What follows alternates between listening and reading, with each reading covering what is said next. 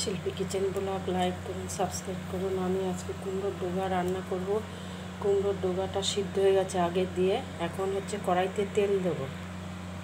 এখন জিরা সর্ষে ফোড়ন দেবো। একটু জিরা পড়ে গেছে, এটা সর্ষে আর কালো জিরা ফোড়ন দিতে হয়। এখন সবজিটা দিয়ে দিচ্ছি,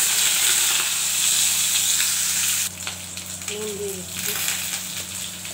আগে একটু কুমড়ো ডোকা নুন দেওয়া আছে, হলুদ দিচ্ছি। কুমড়ো ডোকা একটু হলুদও দেওয়া আছে, তাই অল্প অল্প করে দিয়ে দিলাম। এবার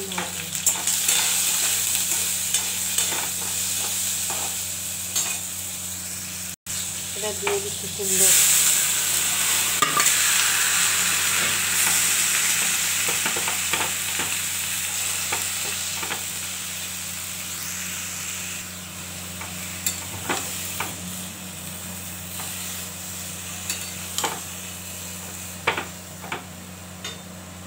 বড় কড়াইটা দিলে ভালো হতো, ছোট কড়াই অসুবিধা হচ্ছে।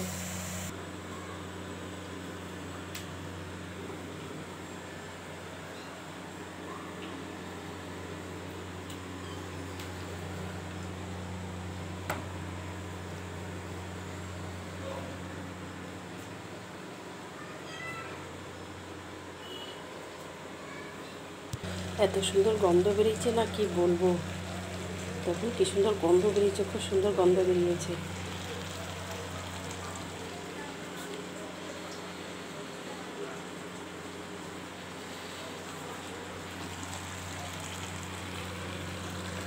হয়ে গেছে, নামিয়ে দিচ্ছি, গ্যাস বন্ধ করে দিচ্ছি।